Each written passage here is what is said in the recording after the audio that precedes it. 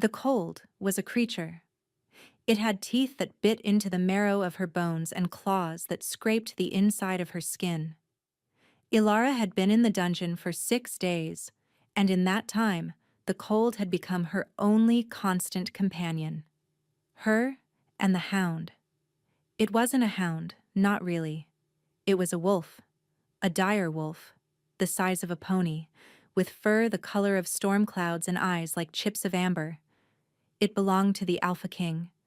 It was his shadow, his other self. And for 6 days it had sat outside the iron bars of her cell, silent and unmoving. It didn't eat. It didn't drink. It just watched her. The guards were terrified of it. They would shove her bowl of thin, greasy water and her piece of stale bread through the bars at the far end of the corridor, as far from the beast as they could get. They muttered curses, calling the wolf Fen, calling it the king's wraith. They said its presence meant the king himself was watching her. It meant her death was not only certain, but would be a spectacle. Ilara didn't need the wolf to know she was going to die. The brand on her shoulder blade was proof enough. It was a searing, ugly mark in the shape of a serpent. The sigil of a traitor. They had pressed it into her flesh with white-hot iron, the smell of her own burning skin a memory that woke her from what little sleep she found. She was innocent. The thought was a tiny flickering candle in the vast freezing darkness of her despair. It didn't warm her, but it was there. A single point of light in a world gone black. She hadn't tried to poison Lady Anya. She had been framed. Lord Valerius, the king's most trusted advisor, with his kind eyes and voice like honeyed wine, had orchestrated the whole thing. He had handed her the vial, telling her it was a sleeping draught for the nervous Luna candidate. And she, a simple servant girl taken in from a remote village, had believed him. She had trusted him. When Lady Anya had collapsed, choking and blue, Valerius had been the first to point the finger, the first to scream, "Traitor," the first to rip the sleeve of her dress and reveal the empty vial she still clutched in her hand. So now she was here, waiting for the axe, or the pyre, or whatever cruel end the Alpha King, Kalin, devised for those who dared to threaten his court. They called him the Winter King, a ruler as cold and merciless as the frozen north from which his bloodline hailed. He had ruled for 500 years without a mate, without a queen, and the entire kingdom held its breath, waiting for him to choose. Lady Anya had been the latest in a long line of hopefuls. Ilara curled into a tighter ball on the damp stone floor, her threadbare tunic doing nothing to ward off the chill. Her stomach was a hollow ache. Her fingers and toes were numb. She looked at the wolf. Its amber eyes were fixed on her, unblinking. It wasn't the gaze of a predator waiting for a meal. It was something else, something she couldn't name. It felt like a question. On the 7th day, the sound of heavy, booted footsteps echoed down the corridor, different from the shuffling steps of the guards. These were measured, deliberate, powerful. Each footfall vibrated through the stone, a drumbeat of approaching doom. The guards scrambled to attention, their fear a palpable scent in the air. They bowed low, pressing themselves against the damp walls. The wolf, Fen, stirred for the first time in a week. It didn't rise, but its head lifted, its ears swiveling toward the sound. A low, almost inaudible rumble started deep in its chest. Ilara's heart hammered against her ribs, a frantic bird trapped in a cage of bone. This was it. He was here. The Alpha King appeared out of the gloom, a figure of stark, intimidating power. He was even larger than the stories claimed, broad-shouldered and impossibly tall, filling the narrow corridor with his presence. He wore no crown, only simple black leathers that did nothing to hide the cabled muscle beneath. His hair was the color of midnight, shot through with threads of silver that caught the flickering torchlight. But it was his face that stole her breath. It was a masterpiece of harsh, beautiful lines, all sharp angles and unforgiving planes. His eyes were not amber like his wolf's. but a startling pale silver, like a frozen lake under a winter moon. They held the weight of centuries, a chilling emptiness that seemed to suck all the warmth from the air. This was the man who would order her death. He stopped directly in front of her cell. The guards held their breath. Lord Valerius was at his side, his expression a mask of solemn concern. "Your Majesty," Valerius murmured, his voice oozing sympathy. "Here is the wretch, wasting away in her guilt. It is a pity we must wait for a formal trial. An immediate execution would be a mercy." The king didn't look at his advisor. His silver eyes were locked on Alara, who was still huddled on the floor, too terrified to move, too broken to stand. He took in her tangled, filthy hair, the dirt smudged on her hollow cheeks, the trembling of her thin frame. His gaze was intense, analytical, like a scholar examining a curious insect. "She does not smell of guilt," the king said. His voice was deeper than she could have imagined, a low thunder that seemed to vibrate in her very soul. It was not loud, but it commanded the absolute silence of the dungeon. Valerius blinked. "Majesty?" "She smells of fear," the king continued, his eyes never leaving hers, "and of something else, something old."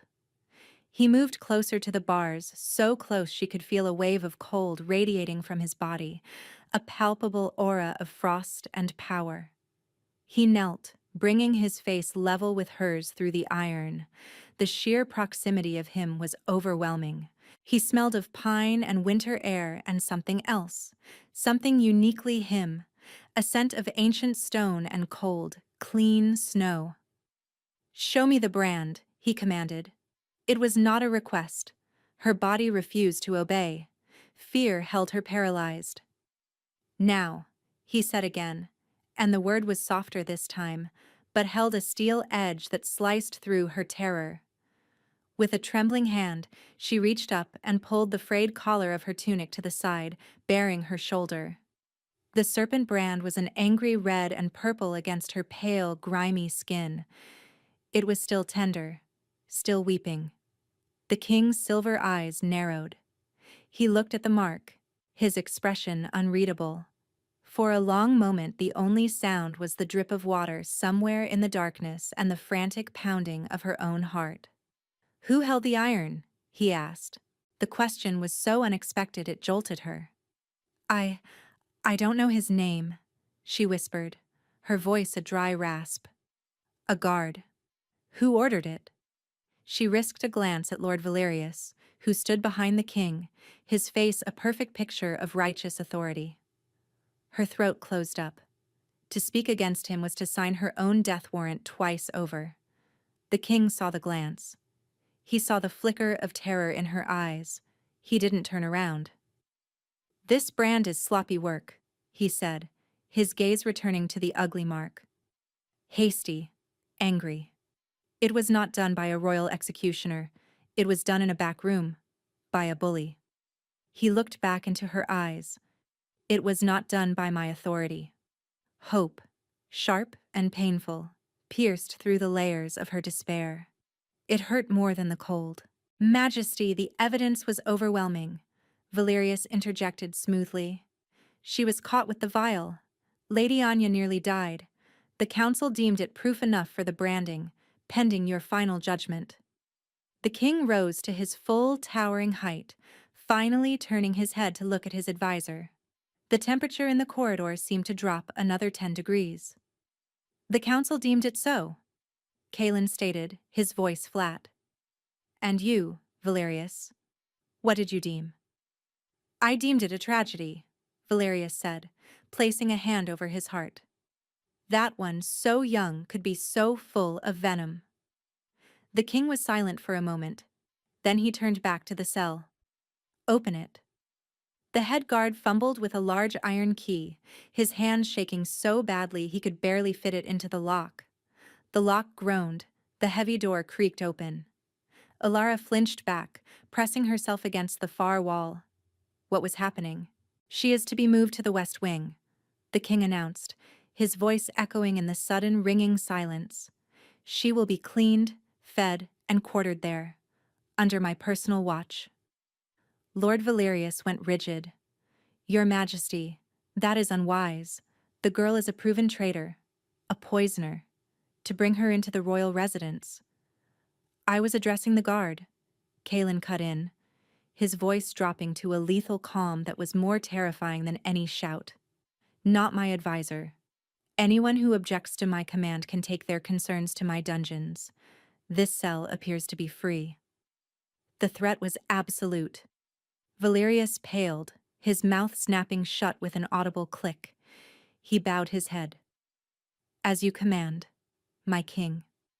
The king's silver eyes found Alara again. "Get up." She tried.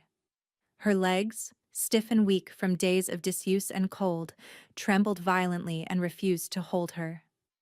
She collapsed back onto the stone with a soft cry of frustration. Before anyone could move, before the guards could step forward to drag her out, the Alpha King was inside the cell. He moved with a predator's silent grace. In 2 strides, he was before her. He bent down, and with an ease that defied his size, he slid one arm under her back and the other beneath her knees. He lifted her as if she weighed nothing. A gasp went through the assembled guards. Alara's own breath caught in her throat. She was in the arms of the Winter King. Her cheek was pressed against the cold, hard leather of his tunic. She could feel the solid, unyielding muscle of his chest, the slow, steady beat of his heart beneath her ear. It was the most terrifying and safest she had ever felt in her life. He was cold. His body radiated a deep, profound chill that seeped through her thin clothes, yet it was nothing like the damp, biting cold of the cell. This was a clean, ancient cold, like the heart of a glacier. As he carried her out of the cell, she saw the wolf, Fen, rise to its feet. It fell into step behind them, its amber eyes still watchful, a silent, hulking shadow guarding its master and the strange, broken burden he carried. She was falling, not from his arms, but into the deep, terrifying mystery of his silver eyes. Why? Why her? The West Wing was a world away from the dungeon. It was a suite of rooms that were probably considered modest by palace standards, but to Alara, they were a paradise of impossible luxury. There was a soft bed with thick furs, a fireplace that was kept roaring with sweet-smelling birchwood, and a window that looked out over the vast snow-covered expanse of the royal gardens. Female servants, their faces carefully neutral, but their eyes wide with curiosity, had been sent to her. They had drawn a bath of steaming hot water, scented with herbs that eased the ache in her muscles. They had gently washed the grime from her skin and the filth from her hair. They had given her a simple but clean dress of soft gray wool. They had not spoken to her, except to give quiet instructions. Their fear of the king's wrath was a wall between them. She was his personal prisoner, a strange curiosity he had plucked from the jaws of death. No one knew what it meant, and no one was willing to risk his displeasure by being too kind or too cruel. A tray of food had been left for her, hot stew thick with meat and vegetables, fresh bread with sweet butter, and a mug of mulled wine. She ate slowly, forcing herself not to devour it all at once, her shrunken stomach cramping in protest before gratefully accepting the nourishment. She was clean, she was warm, she was fed, and she was more terrified than ever. This kindness felt more dangerous than the dungeon. It was a gilded cage, and she had no idea why she had been placed inside it. The king had deposited her on the bed with a disconcerting gentleness, his cold hands brushing against her skin for only a moment, and then he had left without a word. But his presence lingered. Fen, the great wolf, was now curled up on the hearthrug before the fire, its massive form rising and falling with each quiet breath. It was her guard, her keeper, a living symbol of her strange, uncertain status. She spent the first day in a daze, barely moving from the chair by the fire, watching the snow fall outside, watching the wolf sleep. Every creak of the floorboards in the hallway sent a jolt of panic through her. She was waiting. But for what? She did not know. On the second day, the king returned. He entered without knocking, his presence filling the room and sucking the air from her lungs. He was carrying a stack of old leather-bound books. He didn't look at her, instead striding over to a large, dust-covered desk in the corner of the room. "This wing has been sealed for a century," he said, his voice a low rumble. He dropped the books onto the desk, sending up a puff of dust. "The library is in disarray. You will put it in order." Ilara stared at him, confused. My king?" He finally turned his silver gaze on her. "You can read, can you not? The records from your village said the parish priest taught you letters." She swallowed, nodding numbly. "Yes, your majesty." "Good," he said. "Then you have a purpose. Catalog these. By title, by author, by year of printing. I want a complete inventory." He gestured to the countless shelves lining the walls, groaning under the weight of thousands of forgotten volumes. "It should keep you occupied." This was the arrangement. She was not a guest. She was a servant, a prisoner assigned a task. It was a relief. A task was something she understood. It had boundaries. It had rules. "Yes, your majesty," she whispered, rising from her chair. He watched her for a moment, his expression unreadable. "You will be brought 3 meals a day. You will not leave these rooms. Fen will remain with you. Do you understand?" "I understand." He gave a curt nod and turned to leave. At the door, he paused. "The healers have tended to Lady Anya. She will make a full recovery." The poison was not as potent as the panic it caused. He left before she could process the information, the heavy door clicking shut behind him. Lady Anya was alive. The relief was so profound it made her knees weak. She wasn't a murderer, not even by accident. She took a deep breath, the scent of old paper and wood smoke filling her lungs, and turned to face the library. It was a monumental task, but it was better than waiting for death in a cold cell. It was something to hold on to. The days fell into a strange, quiet rhythm.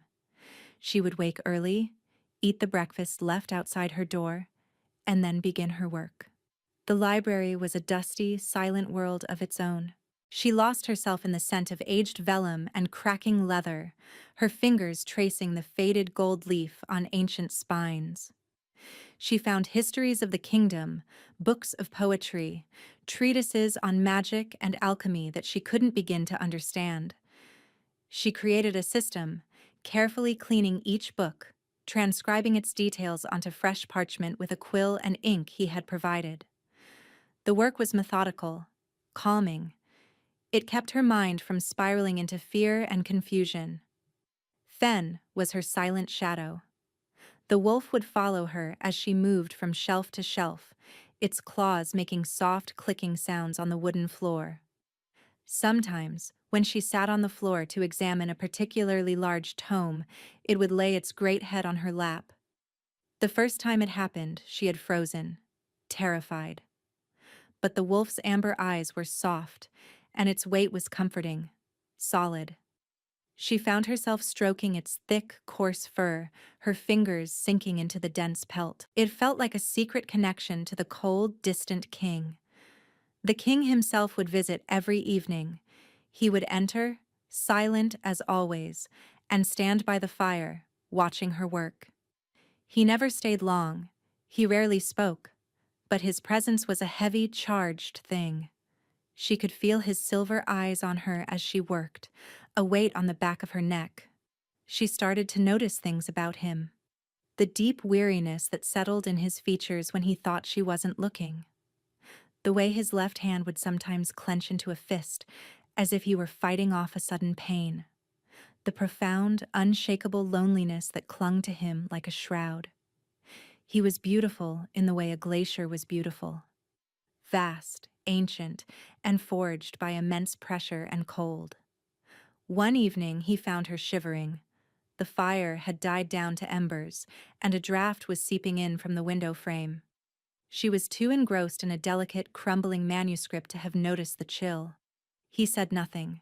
He simply walked over to the large chest at the foot of her bed, lifted the lid, and pulled out a heavy cloak lined with black fur. He walked over to where she sat on the floor and draped it over her shoulders. The fur was impossibly soft, and it smelled of him, of pine and snow and cold, clean air. The weight of it was a comfort, a shield against the creeping chill.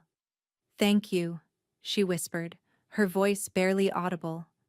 He just nodded, his silver eyes lingering on her for a moment longer than usual, before he turned and left the room. She clutched the cloak around her, her heart doing a strange, fluttering dance. It was just a cloak, a practical gesture. He didn't want his prisoner freezing to death. That was all. But it felt like more. It felt like a crack in the ice. A week later, she found something extraordinary. Tucked away on a high shelf behind a row of dull legal texts was a slim volume bound in dark blue leather. It was a collection of epic poems from the Sunstone Isles, a place far to the south. It was said that only 3 copies had ever been made, and 2 had been lost to fire a century ago. It was a priceless treasure. When the king arrived that evening, she had left the book sitting open on the main desk. He stopped when he saw it, his usual stoicism faltering. He walked to the desk and ran a hand over the open page, his touch surprisingly reverent. "Where did you find this?" he asked, his voice low with something that sounded almost like wonder. "It was hidden, Your Majesty," she said from her spot by the shelves, behind the provincial tax records from the 3rd century. He looked up at her, and for the first time, she saw something other than coldness in his eyes. A flicker of something warm. Surprise. Maybe even pleasure. "My grandfather searched for this his entire life. He believed it to be a myth." "It is not a myth," she said softly. "No," he agreed, his gaze returning to the book. "It is not." He closed the volume gently. "You have done well." The quiet praise warmed her more than the fire, more than the heavy cloak. It was a dangerous feeling. Hope was a dangerous thing. He began to stay longer. He would pull up a chair near the fire while she worked, sometimes reading, sometimes just watching the flames. The silence between them changed. It was no longer a void of fear and uncertainty, but a shared space, filled with the soft rustle of pages and the crackle of the fire. One night, he spoke into the quiet. "Tell me about the brand." Ilara froze, her quill hovering over the parchment. She looked at him, silhouetted against the firelight. His face was in shadow, unreadable. Fen lifted his head from her feet, as if he too were listening. "What is there to tell?" she asked, her voice tight. "They said I was a traitor. They made me one." "Tell me your version," he said. His voice was not demanding. It was a simple, quiet request. And so, she told him. She told him everything. About Lord Valerius's false kindness, about the vial he had given her, about the chaos in the dining hall, the accusations, the immediate brutal pain of the branding iron in a locked storeroom. She spoke in a low, flat voice, reciting the facts without tears, without hysterics. The pain was too deep for tears. When she finished, the silence returned, heavier than before. She waited for his judgment, for his disbelief. "Valerius has served my line for 200 years, Kaelin said finally, his voice thoughtful. His family has always been loyal. The small, fragile hope in her chest withered. Of course, he would believe his trusted advisor, not a nameless, branded servant girl. "I know how it must sound," she whispered, turning back to her work, her eyes stinging. "I did not say I disbelieve you," he said, his voice cutting through her despair. "I said he has always been loyal. Past loyalty is not a promise of future fidelity." He stood up. The word of a man who craves power against the word of a girl who has none. It is a puzzle. He came to stand behind her, so close she could feel the chill of his presence. She tensed, expecting she didn't know what. His fingers, shockingly cold, brushed against the wool covering her shoulder, tracing the shape of the hidden brand. She flinched, but his touch was feather-light. "Does it hurt?" he asked, his voice a murmur near her ear. "Only when I breathe," she answered, the truth slipping out before she could stop it. He was silent for a long moment. His hand retreated. "Continue your work," he said, his voice once again distant and cool. He left, and she was alone with the wolf and the roaring fire, and the ghost of his cold touch on her shoulder. The boundary he had set was eroding. She could feel it. And the thought terrified her as much as it thrilled her. She was beginning to see the man behind the mask of the Winter King, and she feared she was beginning to care for him. The deeper they fell into their quiet routine, the more she noticed the cracks in his icy facade. Sometimes, in the middle of their silent evenings, he would wince, his hand flying to his chest. A subtle tremor would run through his powerful frame, and a fine sheen of frost, delicate as cobwebs, would momentarily appear on his skin before vanishing. He always tried to hide it, turning away from her or clenching his fists until his knuckles were white. But she saw. She saw the flash of pain in his silver eyes, the tightness around his mouth. Her fear for him was a new and unwelcome guest in her heart. It was a sharp, aching thing that had no place in the simple arrangement of prisoner and warden. What was wrong with him? Was he ill? Cursed? The thought of a curse clung to her mind. Old tales spoke of the kings of the north, of their immense power tied to ancient, dangerous pacts. Was his coldness not just a facet of his personality, but a literal affliction? As the king spent more time in her wing of the castle, Lord Valerius's visits to him grew more frequent and more tense.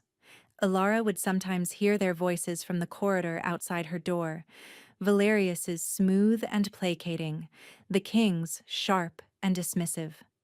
One afternoon, their voices were louder than usual. She couldn't help but overhear. "A mistake, Your Majesty," Valerius was saying, his tone urgent. "The girl is a black rot in this castle. Her presence weakens you.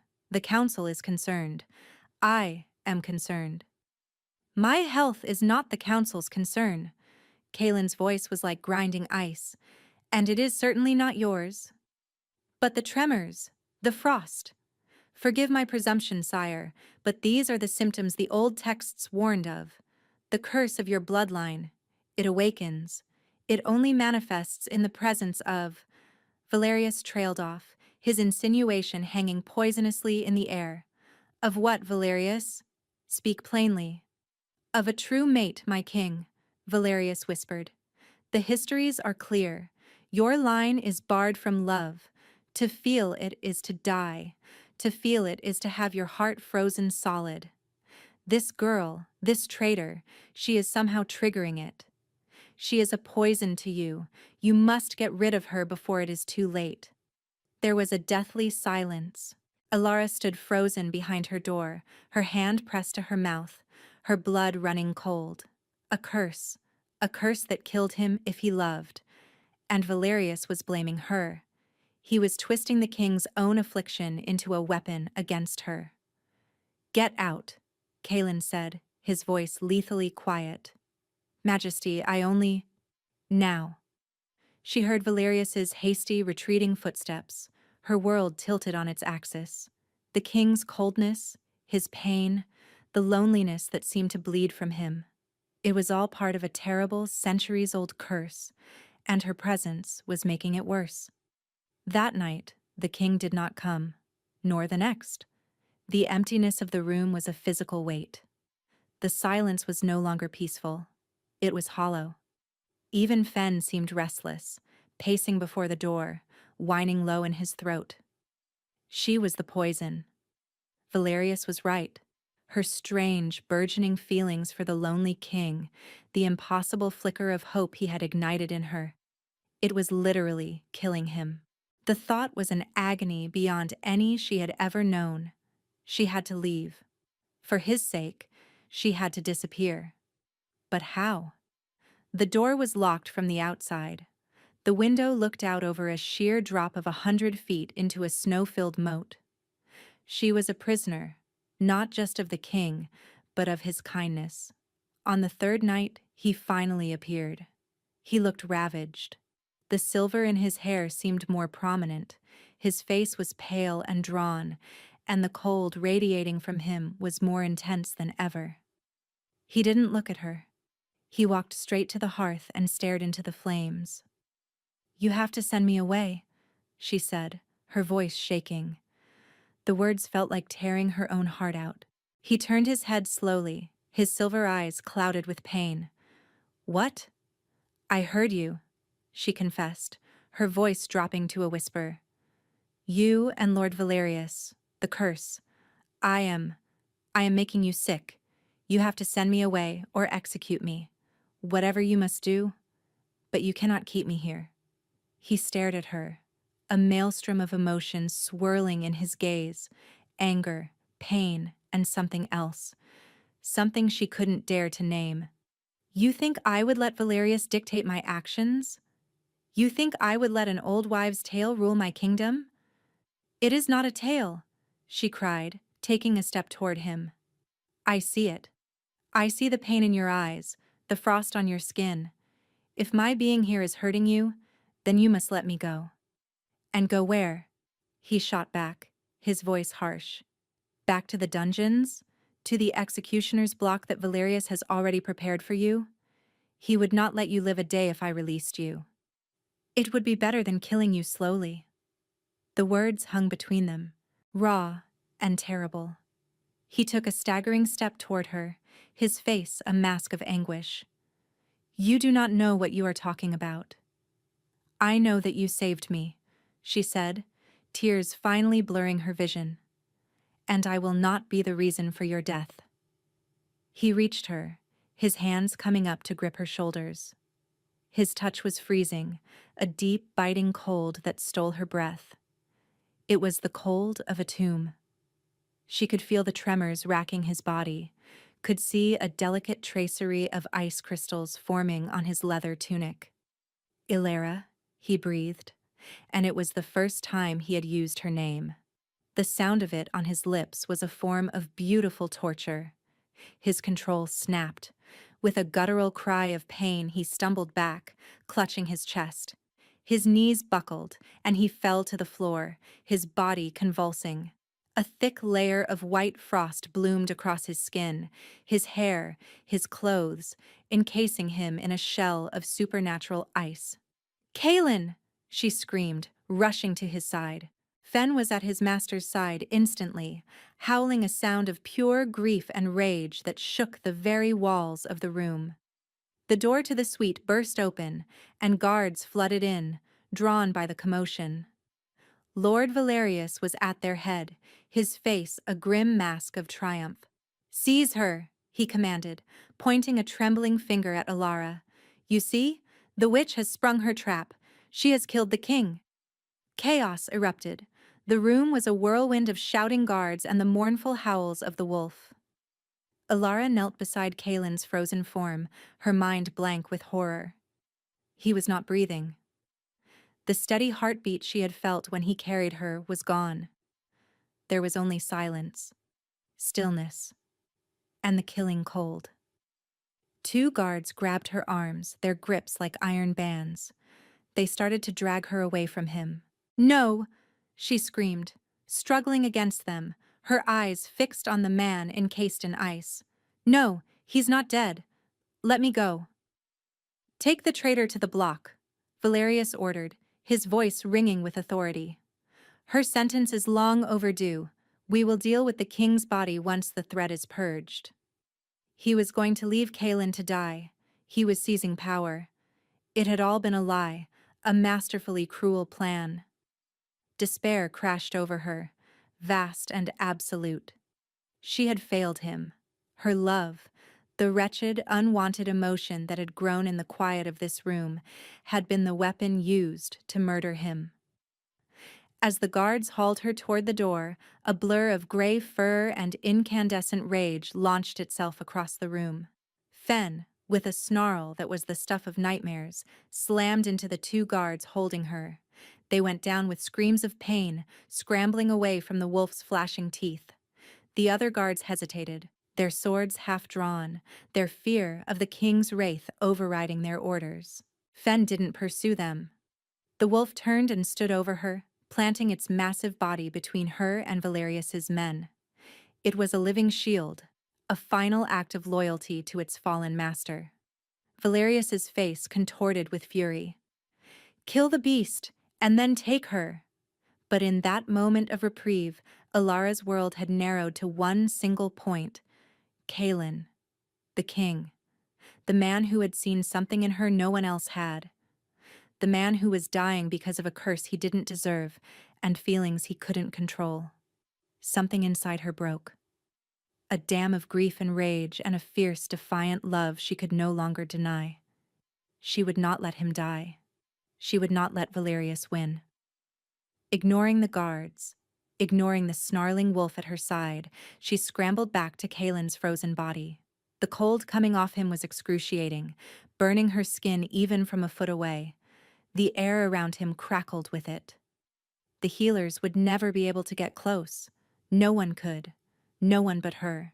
She remembered the feel of his cold hands on her shoulders. She remembered the scent of pine and winter. She remembered the flicker of warmth in his eyes when she found his grandfather's book. I refuse to accept this, she whispered.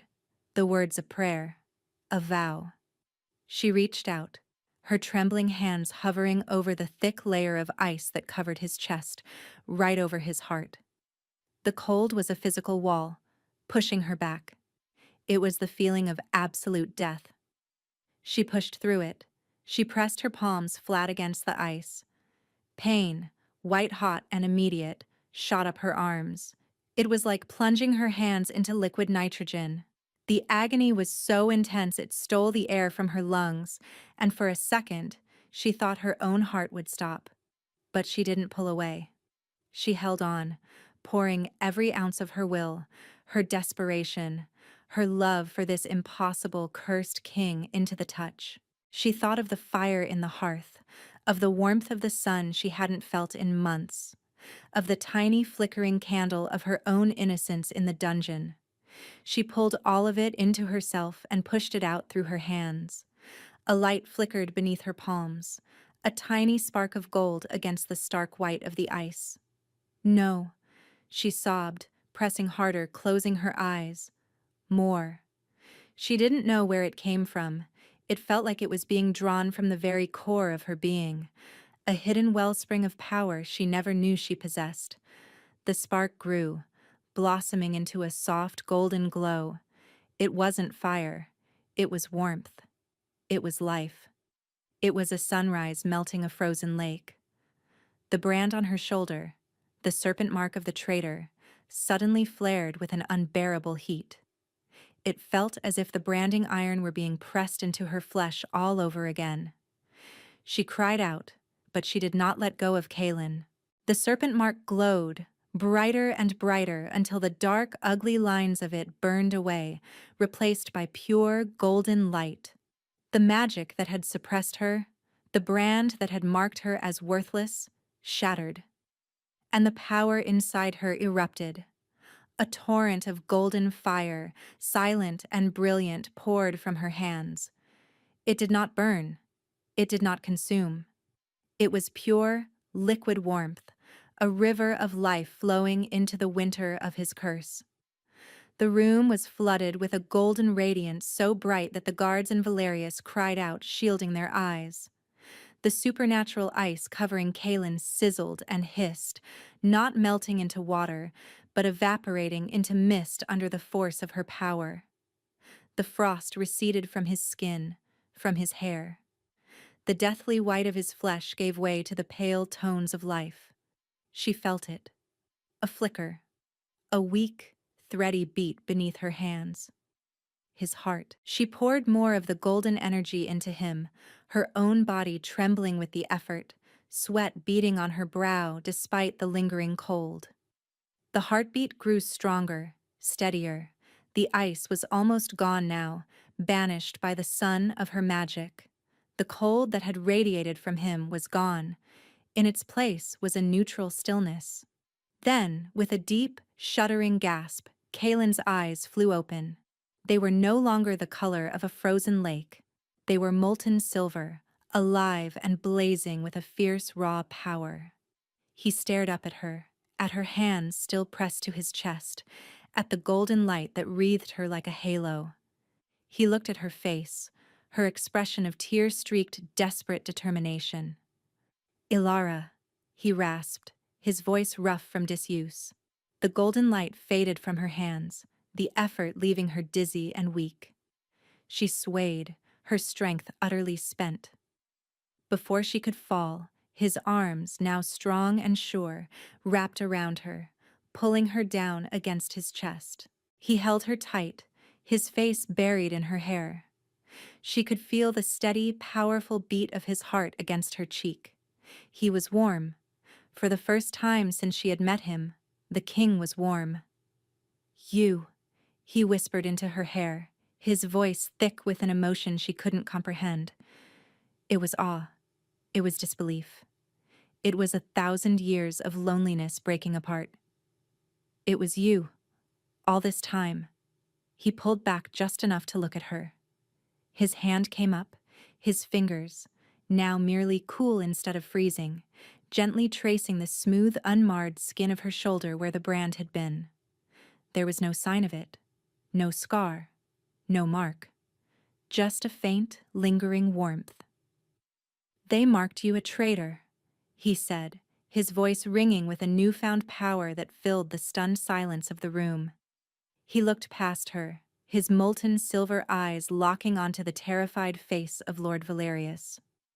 "I name you my heart."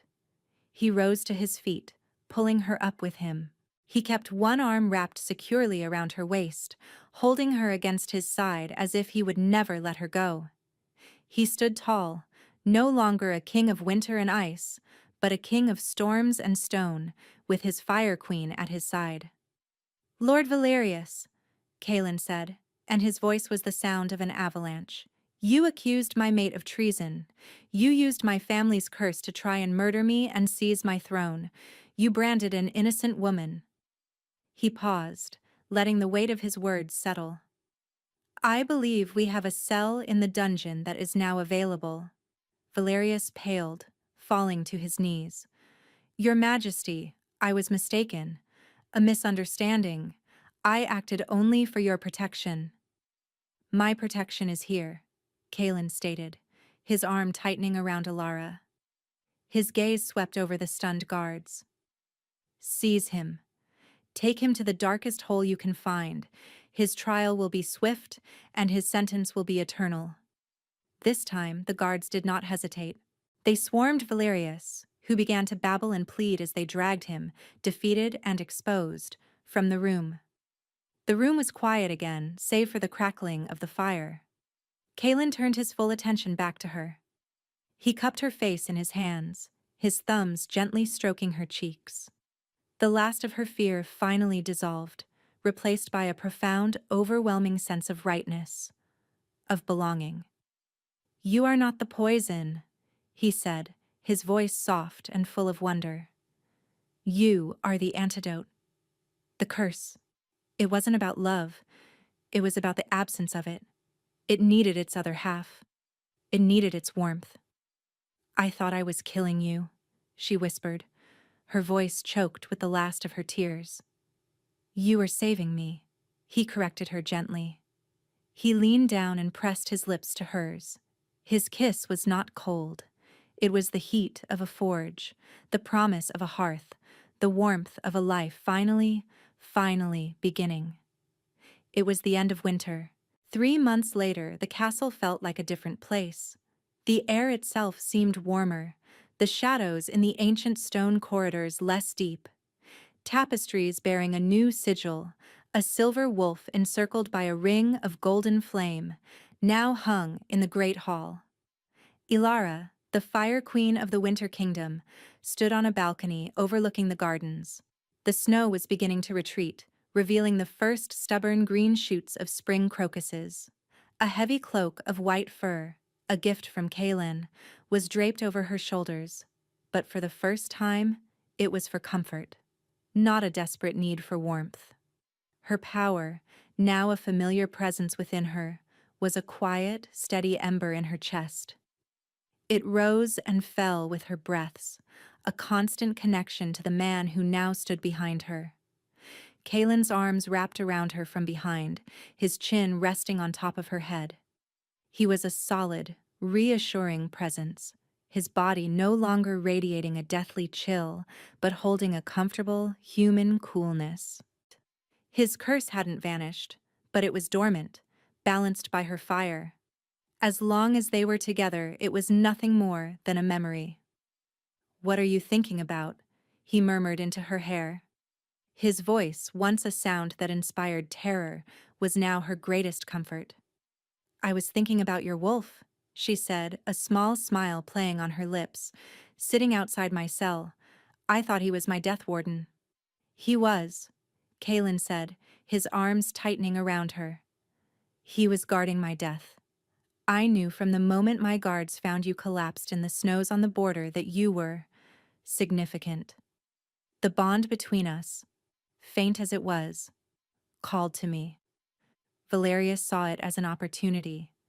He framed you, brought you here, thinking I would execute you and prove myself free of any fated connection." He turned her in his arms to face him. His silver eyes, now clear and calm, held her gaze. "But the bond, even a fractured one, wouldn't let me. I couldn't sign your death warrant. I couldn't stay away. So I sent Fen. As long as he was there, no one could harm you. He was not guarding a prisoner. He was guarding my future." The truth of it settled into her heart, another piece of the puzzle falling into place. He had been protecting her, even when she thought he was her enemy. "I was so afraid," she admitted softly. "So was I," he confessed, and the vulnerability in his voice still had the power to shatter her. "I have been alone for 500 years, Alara. I believed love was a death sentence. I didn't know it was the key to my salvation." He took her hand, lifting it to his lips and pressing a kiss to her knuckles. "Every day I chose duty over hope.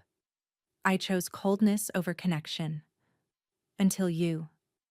You walked into my life and burned my entire world to the ground, and then you built a better one from the ashes." "We built it," she corrected him, her fingers lacing with his. "Together." A smile touched his lips, a rare, beautiful thing that was like watching the sunrise after a lifetime of twilight. "Yes, we did." Fen, who had been lying at their feet, lifted his great head and rested it on Kaelin's boot, letting out a soft, contented sigh. Alara leaned her head against her husband's chest, listening to the strong, steady beat of his heart. The worthless, branded servant girl was gone, burned away in a blaze of golden fire. The cold, lonely Winter King was a memory, thawed by a love he never thought he could have.